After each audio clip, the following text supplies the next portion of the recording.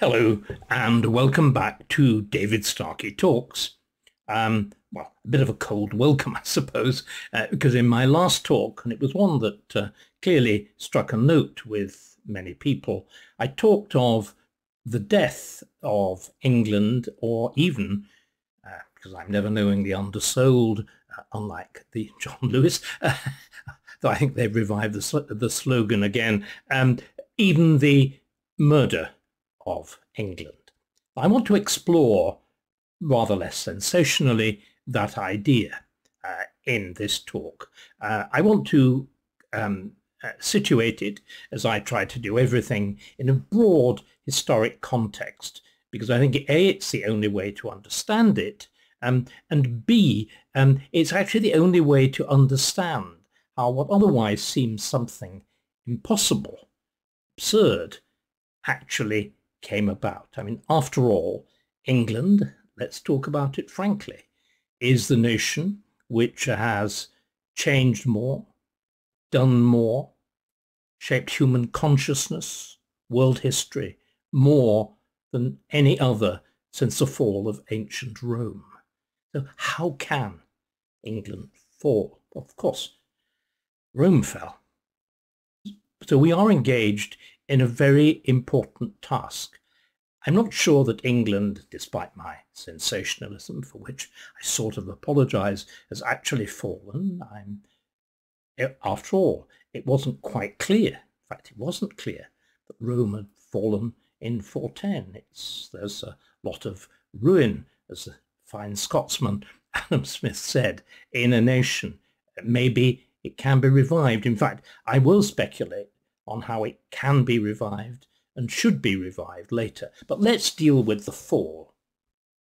Death, murder. Perhaps we could call it, in imitation of a remarkable and wonderfully written book of the middle of the 20th century by an American called George Dangerfield, perhaps we could call it, as a kind of parallel to his title, Dangerfield's book was about the extraordinary death of liberal England, the party which had dominated late Victorian politics and effectively vanishes as a central political force in the years on either side of the First World War. He called that story The Strange Death of Liberal England.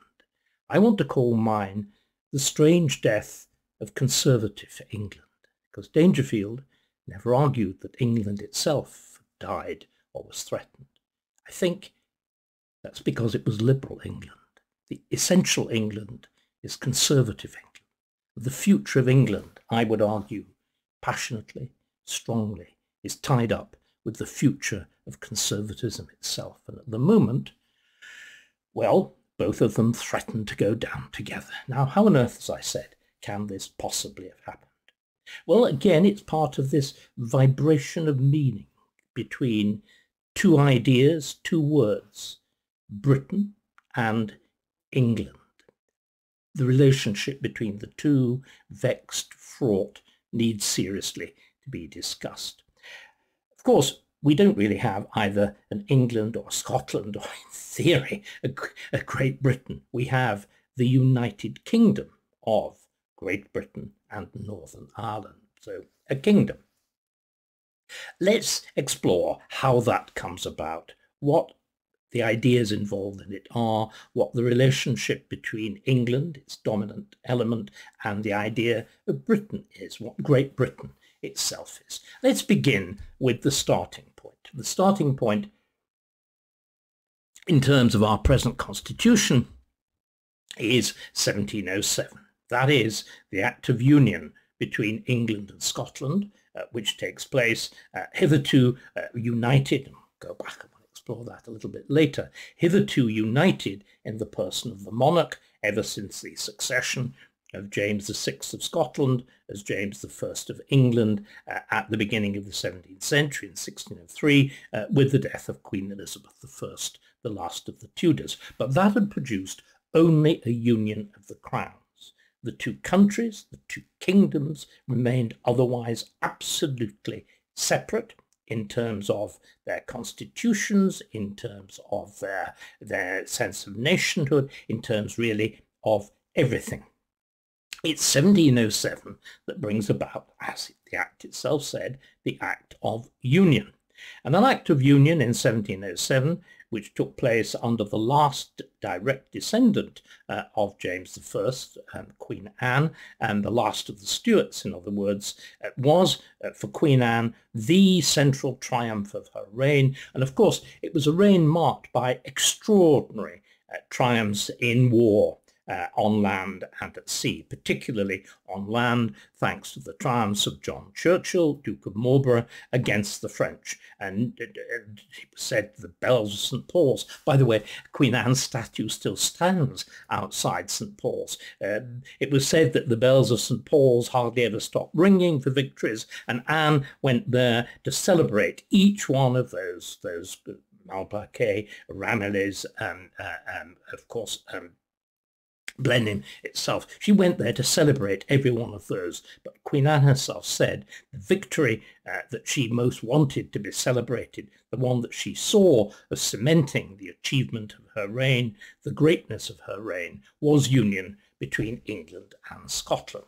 Now, it's very important that we understand more clearly what that union did. Now, here I'm going to go over ground that I've covered often enough on David Starkey Talks, but I don't think it can be covered often enough.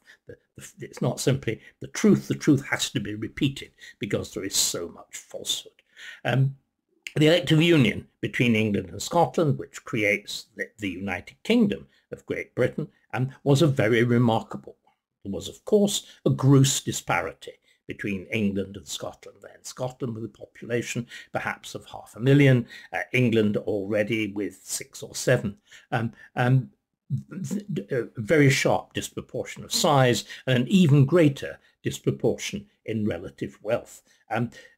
But the two kingdoms, nevertheless, still negotiate sort of as equals.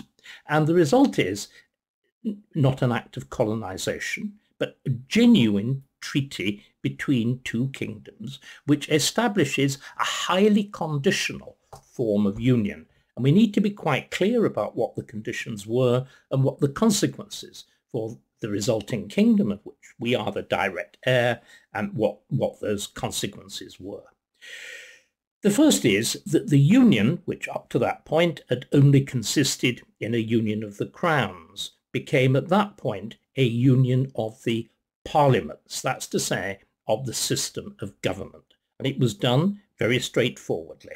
The Parliament of Scotland, which, by the way, although it was an ancient parliament, it went back to the Middle Ages, had never really worked as the English Parliament, save for a very brief stretch after 1688-89, in other words, the Glorious Revolution, when the Scottish Parliament establishes more or less the same degree of distance from the Crown as the English Parliament. Before that point, it had been much more directly a creature of the Crown, run by the laws of the Articles and so on. A different kind of structure. But the two parliaments in 1707 are united. And it's done very simply by the suppression of the Scottish Parliament and the giving of Scotland a disproportionately, against the size of its population and the relative wealth of the country, a disproportionately large representation in the English Parliament, which then becomes British Parliament, the Imperial Parliament, whatever you want to call it. But the important thing to remember is that the English Parliament does not alter its rules at all. The important thing to remember is that the English Parliament does not alter its rules. Its conventions, its assumptions, the way it conducted itself, the enumeration of speakers, the enumeration of bills, all remained exactly the same. In other words, to put it in a nutshell, what happened was that in terms of its politics,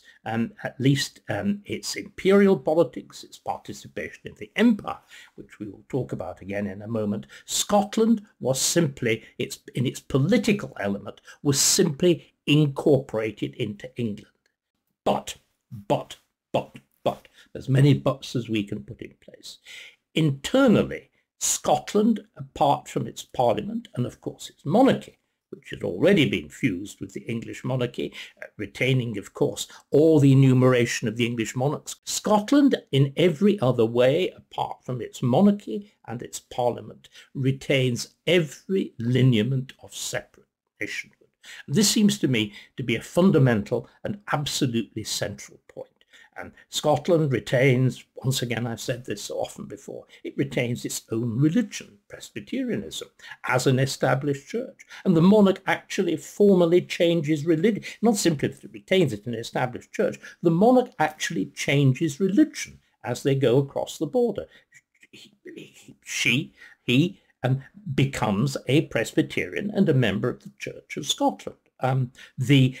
So you have, there's an Anglican church in England, which is an Episcopalian church, and there is a very different established Presbyterian church in Scotland. Scotland retains its own very different system of law, a system of law which is based on Roman law, as opposed to the common law of England. There is a separate faculty of advocates in Scotland. In other words, there's a separate legal elite which trains itself in different ways and has different systems of acknowledging legal dignity. There are two separate legal systems, two separate religions, two separate sects or branches of the Christian church. You have separate system, as you therefore expect, of all the other appurtenances of old-fashioned monarchical nationhood. You have, well, there's still the surviving honours of Scotland, the old crown jewels of Scotland. There are, never used, admittedly, since the Act of Union, and for a long period forgotten and locked up in a chest in Edinburgh Castle, but you have the separate system of heraldry. In England, it's enforced by the office of the Earl Marshal of the College of Arms. In Scotland, the heralds are much more powerful, as they actually have legislative force. They're headed by the Lord Lion, and so on, and so on, and so on, and so on. So, Scotland then retains a highly separate sense of what it can only be called nationhood. And I think this is the most remarkable fact about union, that the union is a political one. In that sense, you are British for export. And indeed, one of the essential, arguably the essential element, the two essential elements that account for the union of the two kingdoms of England and Scotland.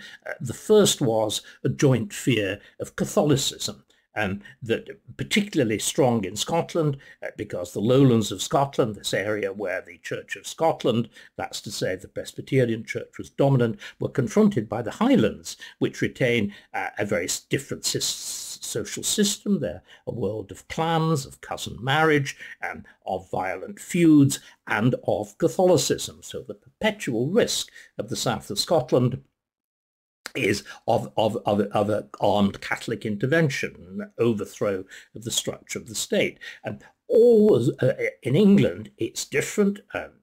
Catholicism had been defanged, certainly defanged from the end of the reign of James I, James II, the dethroning of James II in 1688. Catholicism had been defanged, but the threat was the external one from Louis XIV and the King of France, the most Christian king. At that point, the senior Catholic monarch. Spain was very much on the decline, the senior Catholic monarch, and the use of Catholicism as a device to undercut Britain, undercut in Ireland, particularly where Catholicism remained dominant, undercut again in Scotland where there was such a powerful Catholic element. So the Scottish elite and the English elite come together to protect themselves against France and French interference and French Catholic-driven subversion. The other thing, that's the negative element of union. The positive element of union, of course,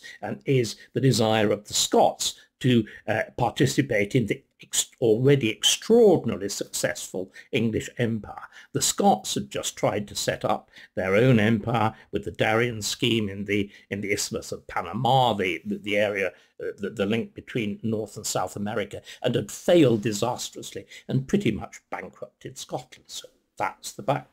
But the important thing is that from that point onwards, although Britain, as Anne celebrates, that great celebration in St. Paul's Cathedral, quickly emerges as the dominant power of Western Europe, and thanks to the British Navy, increasingly the dominant world power, it never consciously forges a single sense of internal identity. This is the key thing. Right from the beginning, Scotland retains its own sense of identity. Also, of course, so did Ireland. Ireland is at this point a separate kingdom, which is why the harp still appears on the royal arms and so on, which had its separate parliament and had a very definite sense of continued distinction. It's, as it were, the nature of its society is one hotly fought over by the dominant Protestant ascendancy, which had been imposed on Ireland after the Reformation, partly by forced religious change, and also backed up from the reign of James I and sixth onwards by Protestant colonization. So you then have the dual kingdom of England and Ireland already with significant tension or subnational tension, because from the reign of Henry VIII, Wales had been wholly, in theory, incorporated into England. It had been shired. Like England, traditional law had been abolished, traditional clans had been done away with, and the governing class, Welsh governing class, actively incorporated into England, and Wales again completely, as Scotland was to be 100 odd years later, incorporated into England politically by shiring Wales and giving Wales representation in the English Parliament. So we then have this extraordinary story of a kingdom, a united kingdom that wasn't a nation, wasn't formally a federation, was a kind of cocktail. It's a very strange story. It's obvious, and this again is something that we find difficult to understand. Britain, at least until Tony Blair, until 1997, was the world's first and most successful modern state, but it also was a kind of pre-modern state. It wasn't, extraordinary though it is to say it, it was not a nation state. And let's look at what the signs of this are. The signs are very interesting and in some ways rather surprising. There were vague notions from the beginning that perhaps it would be a good idea to push forward the idea of an internal unity, rather than just, as I said, Britain being a kind of, you're British abroad, but Scots or Welsh or Irish or English at home, that it might be quite a good idea to reinforce that. And indeed, there are some signs of that being done. Scotland, in particular, is, generally speaking, officially known, rather than as Scotland, as North Britain.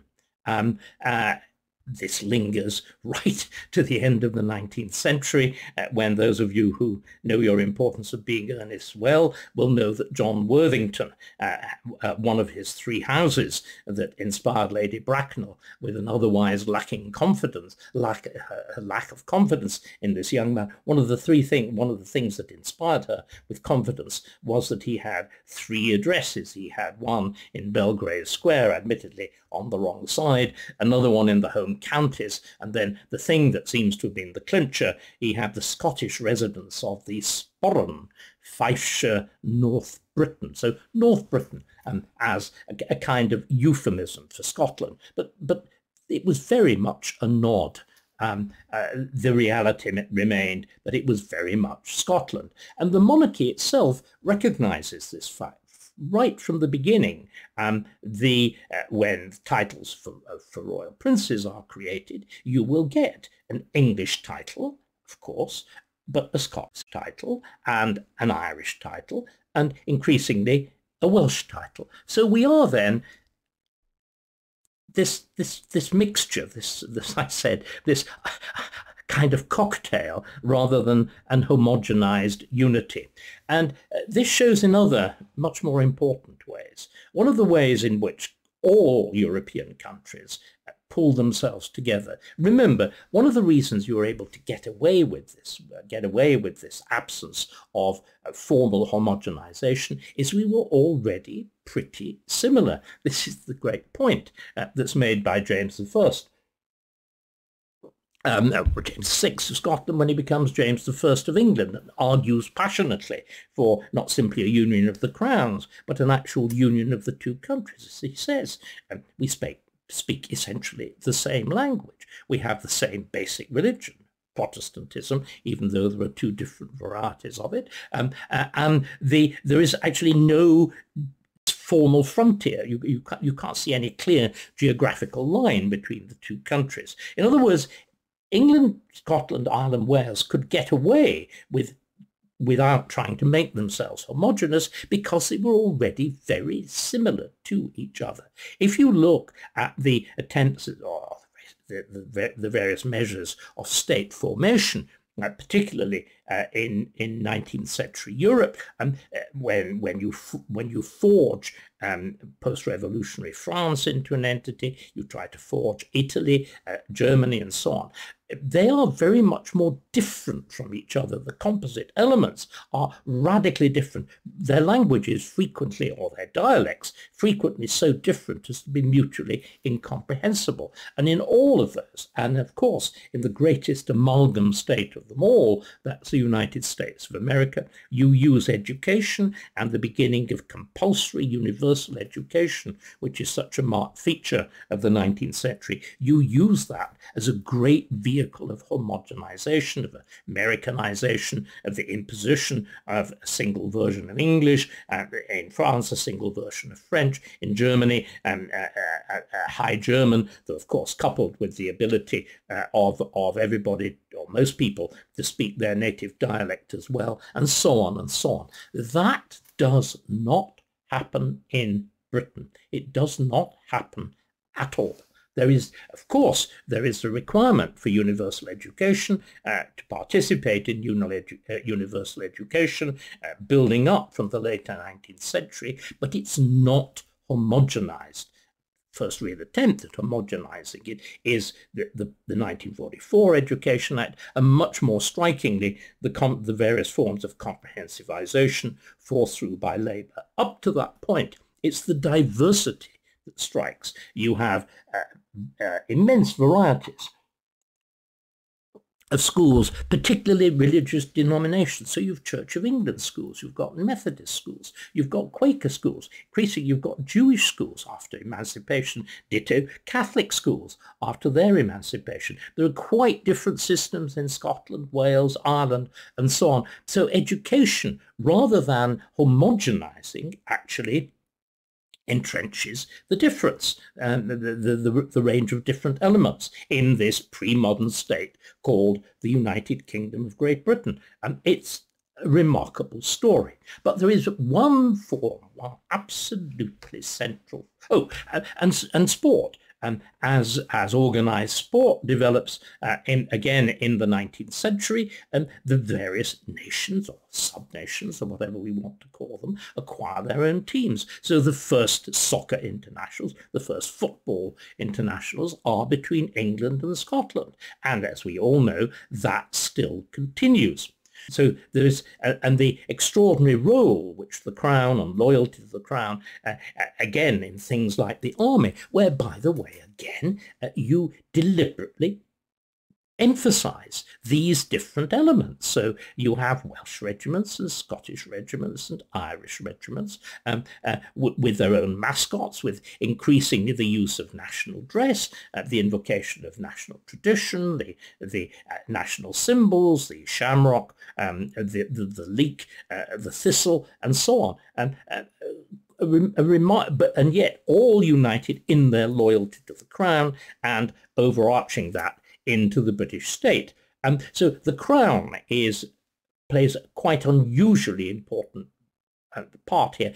You could argue that in terms of Britain, the Crown replaces what is conventionally the case in other European and indeed America, of the idea of the nation itself. Because if you have four recognized entities Scotland, Ireland, Wales, so on, accorded different degree of dignity as to whether they'd been previous kingdoms. Wales always tended to lose out a bit because it had never been a separate kingdom, whereas Ireland and Scotland, of course England, were. And what is true, and particularly after the suppression of the Irish Parliament at the beginning of the 19th century, what is true is that in all of these entities, the Scotland, Wales, Ireland are essentially cultural nationalisms, or were cultural nationalisms. They are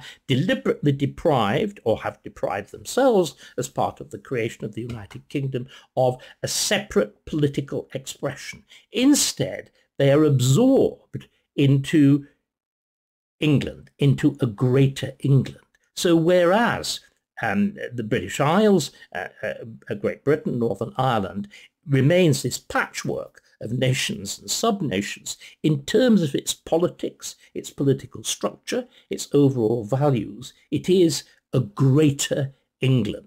The role of the Westminster Parliament, the freedoms established by English common law, the tradition of representative government that goes back to the 14th century and beyond that to Magna Carta, the idea of Parliament, as I frequently talked about before, as binding everybody, not because of an abstract notion of sovereignty, but because of the fact of representation, that everybody in England is present there, either in person or by his or her after the extension of the franchise to women after the First World War. Everybody is represented in Parliament, either in person or by their representative. That idea, then, and the astonishing, sophisticated range of political values that it incorporates, is the political unifier of this otherwise patchwork United Kingdom. So that's where we were. That's why it remains pretty much a matter of habit of English politicians like Disraeli, right through to people like Baldwin, unconsciously equate Britain with England, because politically that's what it is. The representatives of Scotland, Wales, Ireland are incorporated into that larger polity of England, just in the same way that that larger polity of England and the rights of England disperses itself through the British Empire with the creation of the English successor states by revolution in America and by negotiation and agreement and an extraordinary act of, if you like, national self-abnegation, imperial self-abnegation in Canada,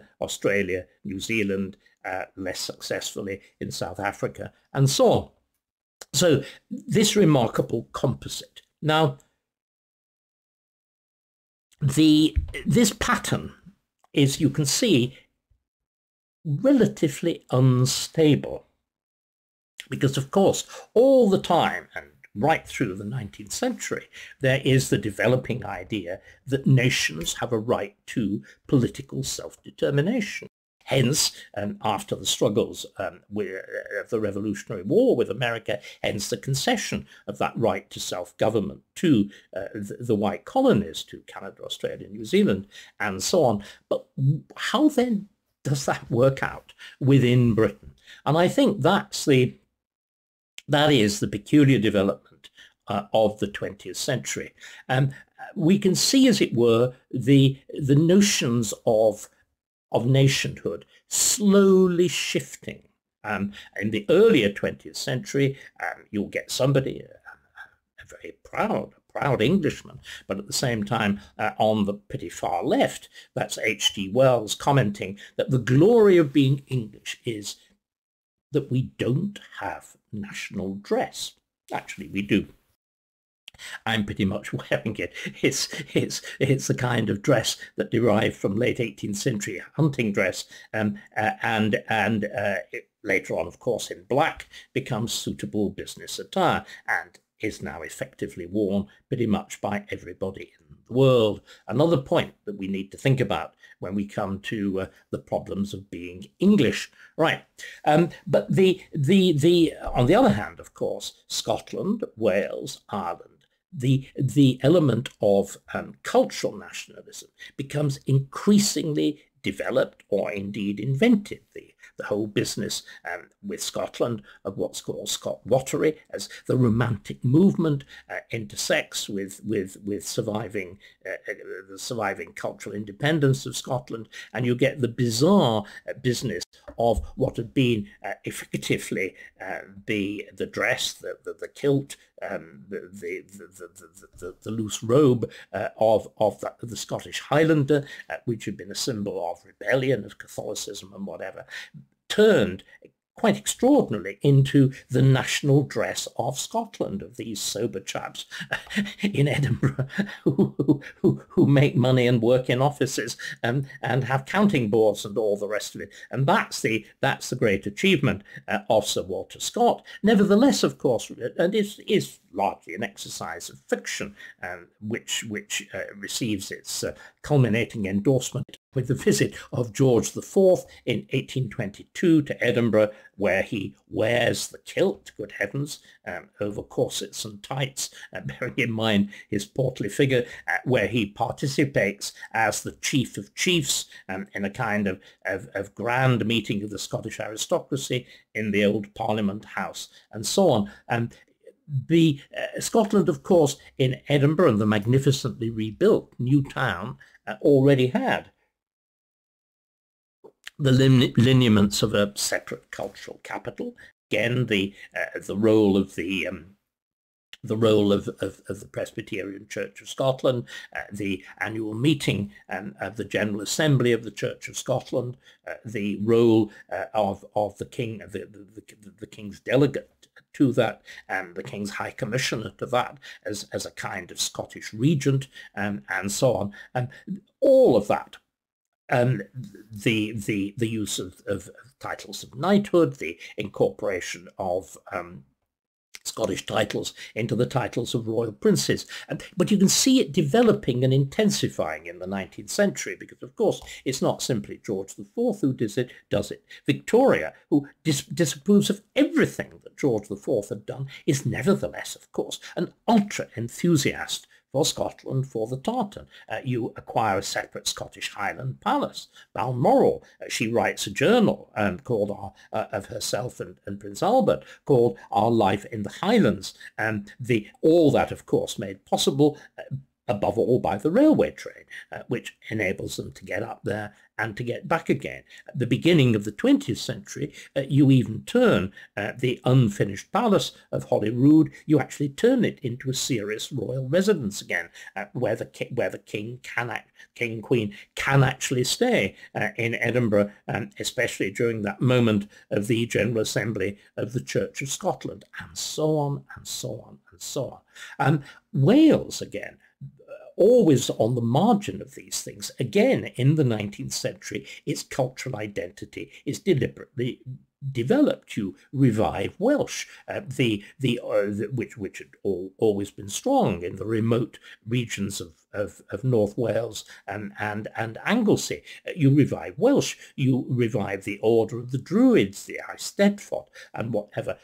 Then, really interestingly, obviously emulating Scotland, and in the late 19th century, you start to turn Cardiff, which was purely a creation of the coal trade, you start to turn Cardiff into a magnificent national capital with wonderful Edwardian Baroque architecture, very much the sort of thing that went on in Ottawa, that went on in Canada, and that went on, of course, particularly in India with the building of New Delhi.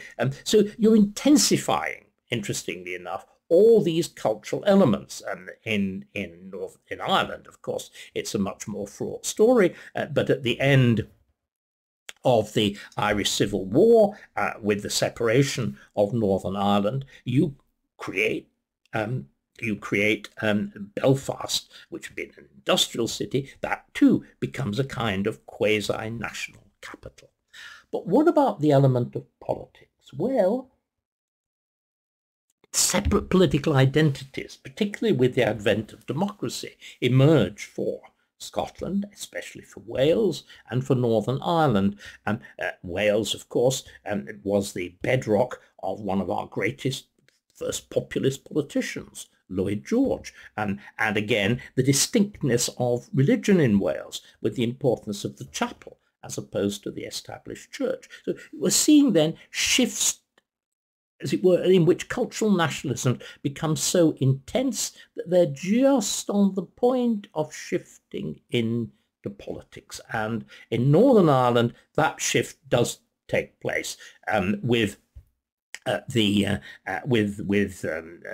separation of Northern and Southern Ireland at the beginning of the 1920s, the creation of the separate Northern Irish Parliament, the Stormont Parliament.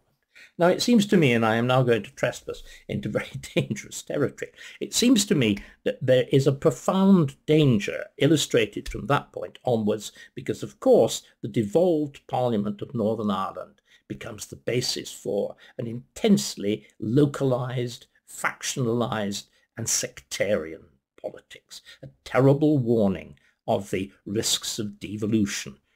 Yet, of course, exactly what happens under New Labour, devolution becomes the flagship policy.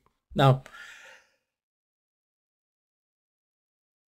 this is where I think we can see how England, this dominant sense of nationhood, is easily disintegrated, easily, if not quite obliterated, then driven into the wings. If we look at what had driven that sense of English nationhood, that thing that made H.G. Wells so proud both to be English and not to have national dress, what was it? Well, the nationhoods, the nationalisms of Scotland, of Ireland, of Wales were essentially, and I'll dare to use this term, small nation nationalisms. They were cultural nationalisms. They were about the national poet, Burns, about the national music, the bagpipe, about national dress, the kilt, with the Welsh equivalent, with the Irish equivalent. England is different. English nationalism was essentially top nation nationalism. It was the nationalism of what, from the moment of union in 1707 until 1918, was, without any doubt whatever, the greatest, the best, the biggest, the richest, the freest country in the world. In other words, it was about great nation nationalism. Now, that is, as it were, disconnected from notions of national music, national dress. Nobody, for 1 second, took prancing around as Morris dancers as being central to being English. The very notion of the suit, the frock coat and whatever as English national dress dissolves very, very quickly, because first European and American elites, and then pretty much the elites, indeed virtually everybody of the rest of the world, starts actually using it, dressing in it. Again, too, with the national poet, Shakespeare, but of course the national poet really does pretty much think of the nature of England and the fact that English becomes not simply a national but an international and the international language. It no longer sort of attaches itself quite so specifically to England. Instead, it becomes a kind of universal. And this is the problem. This is the great problem with top nation nationalism. It erodes into universalism. After all, the English Empire is the First World Empire. It is the direct basis of modern globalization. The essential economic instrument that we pioneer, free trade, is of course the foundation of that globalization. Our universal language, rather like the Latin of ancient Rome, becomes the language which transcends its place of origin. So all of those things go on. So the very success then of England as top nation dilutes, this is a really important point, nationhood is very much also about specificity. It dilutes that specificity. And then again, I think it's undercut with that's the problem of England's great success. There's 3 centuries, the 17th, the 18th, and the 19th. Those 3 centuries of extraordinary world dominance. That dilutes much of the high specificity of Englishness. On the other hand, the loss of that has an equally grievous effect, because that English sense was peculiarly, I think, associated with being top nation and empire.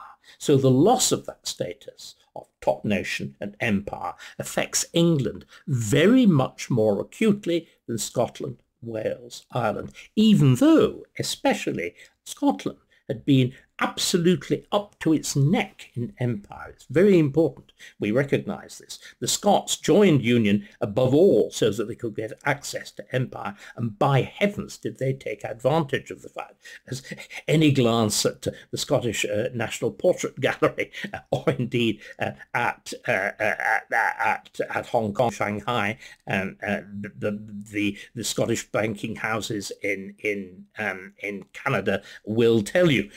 But nevertheless, England is peculiarly affected, I think, by the loss of empire. And the result is that ease, that dynamic shifting relationship between the subordinate nationalisms, not complete by separate political identities of Scotland, Wales, and Ireland, and England as the overarching political identity, that shifts very sharply after the Second World War. And the 1960s in particular, the realization that empire was indeed absolutely gone, and we would have to exist on a different basis. And it's not, I think, particularly Britain that is a country that lost an empire and is in search of a role in that neat American formulation. It is above all England.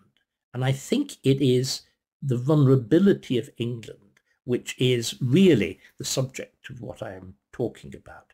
And it's a vulnerability which is exploited ruthlessly by the new Labour government of 1997 to 2010, which I think not at all coincidentally is run by Scots. Blair, of course, as the front man, Gordon Brown much more insidiously and dangerously as the brains. And what happens, I think, is an attempt at the creation. We laughed, didn't we, when Blair called England, this ancient country, the most ancient of the large states of Europe, with its frontiers effectively unchanged since the Norman Conquest and before, with its continuous political history, because the revolution of the 17th century is deliberately and carefully undone twice over in 1660 and 1689. We laughed mockingly when he said we were a new country. We thought he was just talking about the silly jazz of Cool Britannia and all the rest of it. But do you know what? I think Blair spoke a real truth, a sober Gordon Brown truth, when he called the Britain that emerged, now I'm talking about Britain, the Britain that emerged from that period of 1990, from those 13 years of New Labour, not so much misrule as anti-rule. In other words, a rule that transformed what had been into something different.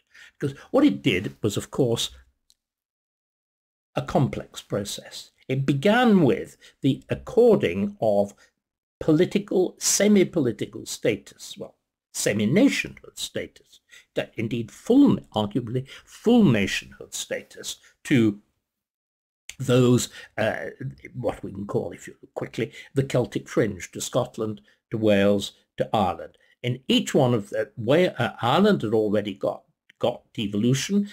Of course, it was fought over and refought over with the results of the IRA campaign and all the rest of it.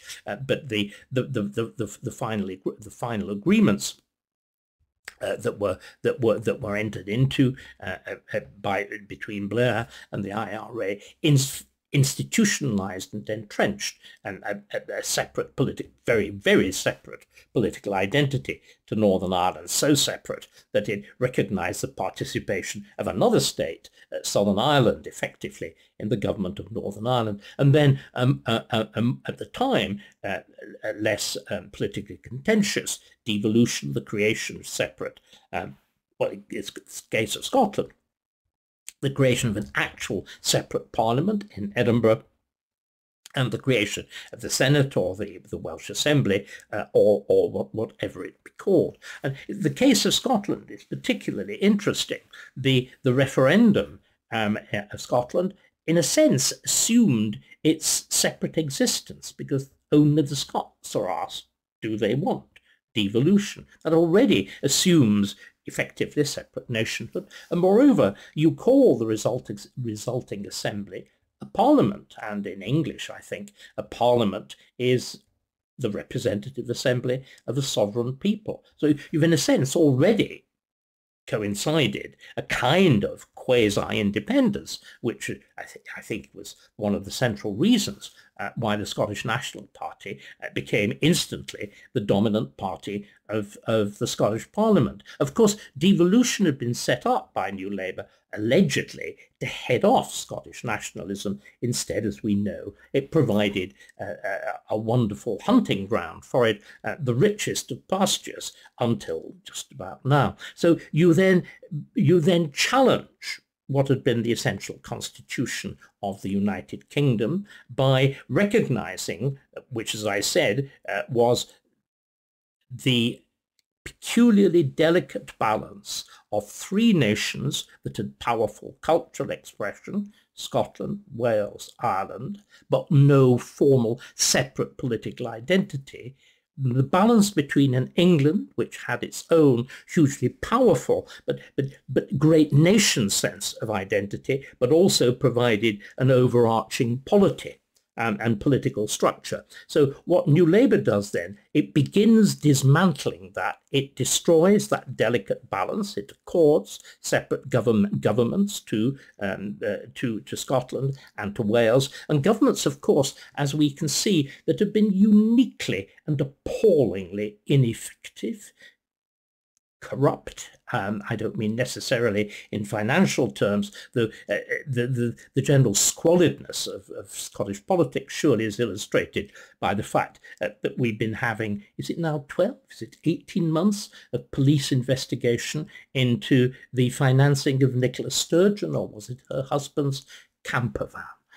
It's almost as ridiculous as destroying a prime minister over cake, but the idea that, nevertheless, it illustrates the squalidness and the ineffectiveness and the grotesque factionalism of devolved politics, which, as far as Scotland is concerned, as I said, is probably best described as showing that Macbeth was not a play, was effectively a documentary. So New Labour then breaks up that balance of the United Kingdom. It does something else, of course, doesn't it? By devolution, it does something else, of course. The very notion of the English polity, grounded in, above all, in Parliament and the sovereignty of Parliament, that too is undercut, is rather lacerated. It's that old Chinese execution by torture, the death of 1,000 cuts. Parliamentary sovereignty is cut by the incorporation of the European Convention on Human Rights. It's cut by the creation of the Supreme Court. It's cut, another laceration is the Equalities Act, and so on. So you deliberately disintegrate, you disintegrate from below this sense of absorption into the larger English polity. You cut it from below by the creation of separate assemblies in Edinburgh, in Cardiff, and reinforcing the position of Stormont in Northern Ireland. But you lacerate it from above by destroying or rather eroding to the point of destruction its central idea of the unitary authority of Parliament, and the importance of the supremacy of Parliament as the ultimate unifier of this complex polity. So we've got then this deliberate process, but I think it shows itself in other ways too. Clearly, the erosion, I think quite deliberately, by the Labour Party of the role of the monarchy, the famous Blair's famous espousing of Dianification, the invention or the reinvention of the title of the People's Princess, the driving of the monarchy from its central role as the national focus, as it were, substitute for a sense of national identity. Because instead, what you get under New Labour, and this again, none of us took seriously. I didn't. I was actually involved in it. Gordon Brown began a process of, do you remember, what are British values? And the only British value that we could finally come up with was that there wasn't one, and we called it tolerance. But do you know what? There was this very serious attempt, which took place under our noses, to invent a new nation called a new quasi-unitary nation or federal nation called Britain. So as the overarching English structure was quite deliberately demolished, and this new, well, sort of European style, as it's sometimes best described as being a little bit like the constitution of a newly enfranchised former Soviet satellite, put in its place. And you know what? It's astonishingly effective. And it's astonishingly effective, I think, for two reasons. The first is this is where the assault on our history comes in. And indeed, it's an assault on our history which was led by historians. I think I call them guilty parties. There are two of them who are particularly important. The first of them is Linda Colley, with her book, 1992 book, Britons, which again showed quite clearly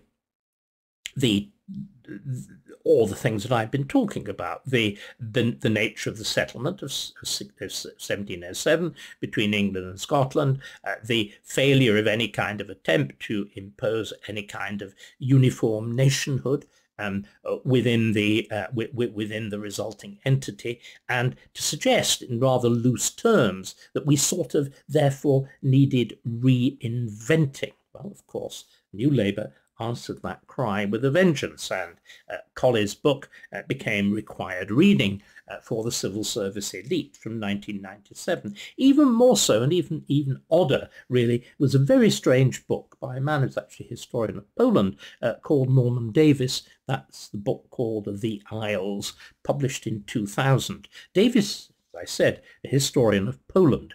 And what the Isles seemed to argue was, because the actual formal frontiers of the United Kingdom have shifted quite considerably, depending on whether Ireland was formerly a separate kingdom with a separate parliament, or whether it was incorporated, as it was after the beginning of the 19th century, in the Anglo-Scottish world, or whatever. He argued that England was, that the United Kingdom was just as new state as Poland, and just as fragile a state as Poland, ignoring completely deliberately the fact that the historical continuity, the overarching continuity, the overarching of politics was this ancient polity of England, because England was the target. And it seems to me that everything that you can see New Labour doing is deliberately reducing the importance of England. Because why? England, they knew, was fundamentally conservative. There is then that attempt led by John Prescott at the regionalisation of England, the dividing of England into regions. Again, there are good reasons why you can see that, because of course clearly what New Labour is aspiring to do with the recognition with devolution and whatever is to turn England formally into a federal or confederal state. But there's a great problem with this. The 13 colonies of America, it was relatively easy to do that, despite the fact that some, like Pennsylvania and New York, were very much richer than the others because there were 13 of them. So the differences can be evened out, and you can have that double system of representation, with the House of Representatives actually reflecting population and the Senate reflecting states. England is too big for that to work within Britain. It's so disproportionately large. It's a multiple of all the others put together. It's 50, 60 million now, and the rest barely make up 7 or 8. So there is this gross disproportion, hence simply on grounds, if you like, political arithmetic, to divide England into regions. But I think it's above all the fact, why isn't there an English Parliament? Because New Labour knows that Parliament would be essentially, naturally conservative. And that, of course, they do not want. And finally, it goes beyond that, doesn't it? It goes to the fact that Labour introduces this astonishing change of population, beginning with the unrestricted immigration from Europe, from the European Union, and then going on to almost equally, even more unrestricted immigration from the rest of the world. So you not simply change effectively the nature of the country, you actually change in reality the nature of its population and its values and so on. And this is where I think this New Labour enterprise becomes clear. Have you noticed we started, some newspapers have, calling us Brits? That was a term of abuse used by Irish Republicans and effectively hostile Americans, essentially, to the British Army.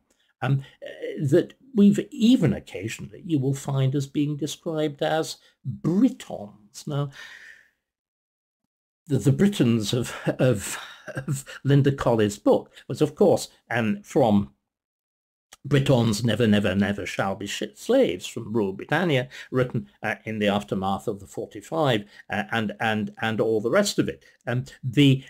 Where Britons never, never shall be slaves is contrasting Britain not with black slavery, as it's frequently misunderstood, but with the slavish subjects of the French king, who was, of course, an absolute monarch. Slavery is seen as the badge of those who are the subjects of an absolute monarch, rather than the free subjects, free citizens of a free country with a free parliament, like Britain and England. So we are then in this attempt at actually renaming us, and then of course there is this strange notion of British values, which transpire to include only tolerance. In other words, we can be anybody. And what I would suggest is that we see a change, a fundamental change. If we go back to that old world of the 18th, 19th century, being a citizen of these islands or a subject, you were a subject of the crown. The English especially worship themselves, I call it English Shinto, through the Church of England, in which you worship the king as a kind of the king emperor, as a representative of the nation. It's very striking, isn't it, that our national anthem is God Save the King. In other words, the absolute centrality of the monarchy to this process. But similarly, your sense of belonging isn't that which is territorial, isn't that which is certainly not racial, but it is a form of personal allegiance, seen at its strongest in terms of the allegiance of the members of the armed forces to the crown, to the entity, this entity above everything, which is the kind of Ark of the Covenant, which is the keystone of the arch, which binds the whole of our constitution and polity together. But all that is eroding. And instead, the very fact that there is no, and wonderfully, no sense of a racial basis to that identity, that it was one that expressed itself in terms of a formal bond of personal allegiance to the sovereign, which incorporated all these ideas of historically based freedom of representative government, of law and whatever that I've talked about before. That remains, or has rather been reduced to a simple formula, merely saying that you are British apparently makes you British. In other words, that old form of being a subject, an English, a British subject, carried this huge weight of historical meaning. The new form of it is merely a nod to tolerance, multiculturalism, multirelationalism, whatever we are or are not. In other words, we've replaced what was probably, New Labour has replaced, what was probably the strongest form of identity, complex though it was, the delicate balance of England, Scotland, Welsh, English, and so on, that extraordinarily delicate balance. It's replaced it with what?